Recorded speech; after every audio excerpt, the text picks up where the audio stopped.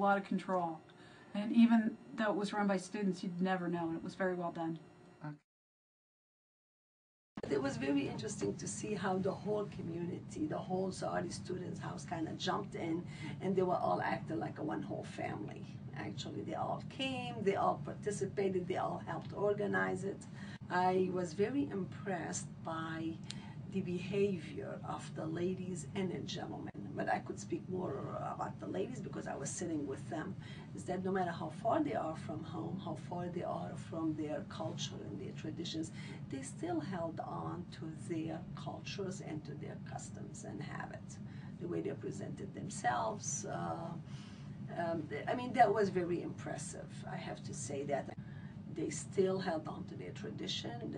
When the groom came in, everybody had to be covered and this and that.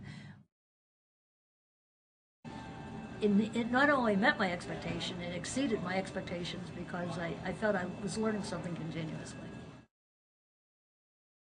To be invited to a wedding is a profound threshold crossing. Not only are you coming into someone else's religious worship site, as they did at the center, but to come into a very personal event like a wedding, to be welcomed there as a guest, where, you know, if you're at home, you invite your friends and maybe your parents' friends to a wedding, but you don't invite strangers. So for the Saudi students to take that risk and invite strangers to that wedding made us no longer strangers, but made us part of the family, and has a profound effect on people. And they talk about it. You know, people go home and say, "Oh, you'll never guess what I did, and this is how it went, and boy was I surprised, and then this happened, and then, oh, how beautiful the bride was." And it has a ripple effect. It becomes a pebble with a ripple effect.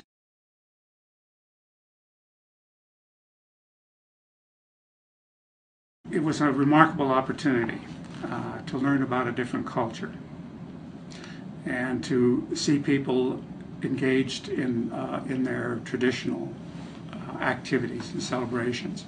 That's a pretty unique experience. Most of us don't have that opportunity. Well, that wedding was just a lot of fun, and I've talked about it to many other people because I thought it was such an interesting cultural experience. And I was very impressed with the ladies that were present in the room with me. Because I, for a fact, know United States really, they don't know much about the Arabic world. They don't. I've been here for 31 years, and the American people study a little bit about other cultures, but the people really don't learn about the customs of other people. I know when I came here, all what they knew is that what they saw on television about the Saudi, a few Bedouins on the camels in the desert. That's the extent of their knowledge. I came from Beirut, and I think everybody in the world knows about Beirut, but yet the American people were asking me. Courage and bravery to come to our culture, I think, because we're not always very good at being welcoming. And so your coming here and welcoming us into your events trains us in how to be better hosts, how to offer better hospitality. I think other people who don't know so much would benefit much more from learning about the culture and sharing, learning, you know, talking to Saudi students and finding out, you know, what's different. Because, you know, I'm sure American student is going to come in and see things and say, why do you do that? Why do you wear those clothes? Why do you eat that way? Or why do you dance that way? And they might have ideas in their head of what, you know, a Saudi is like. But then when they actually meet people and talk to them, they'll learn that their ideas are wrong. Yeah. And it will help educate them.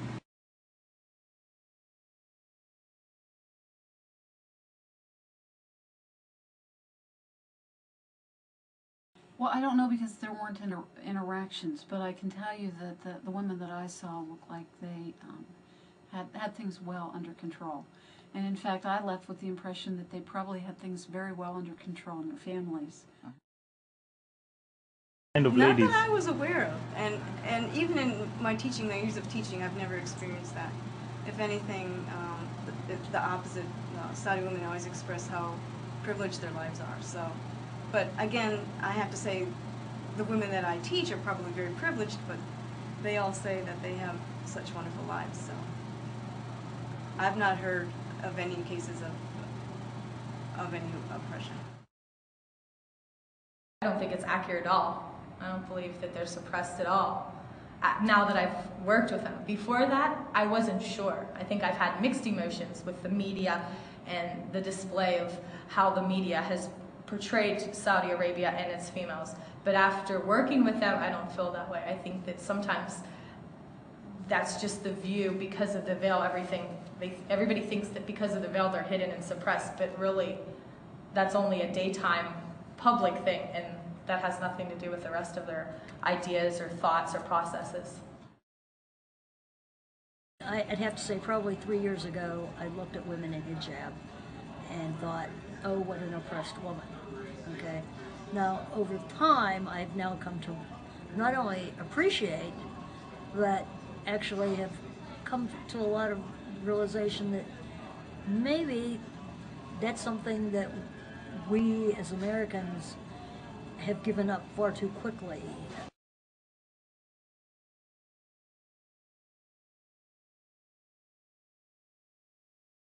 I think my first perception is I never realized that the men and women were educated separately in Saudi Arabia. And so whenever my first teaching experience here, I was very nervous to teach some of the men. I wasn't sure how they were going to accept me and everything. And I found that me being myself, they were accepting of that.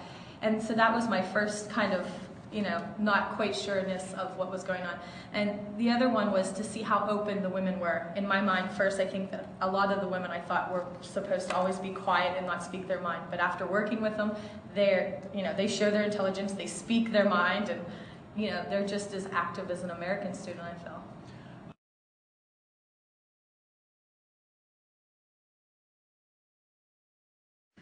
Well, we're very happy that you're here.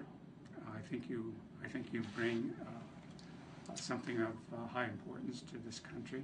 I think you give us an opportunity to learn more and understand the Saudi culture, the Arabic culture. I think we learn about your religion.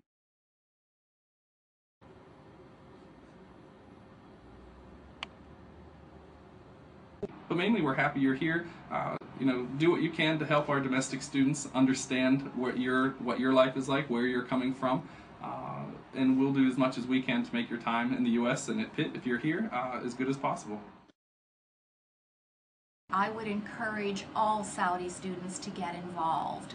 I think it's very important. It's part of the education, part of the reason for being here, to teach us, in addition to our schools teach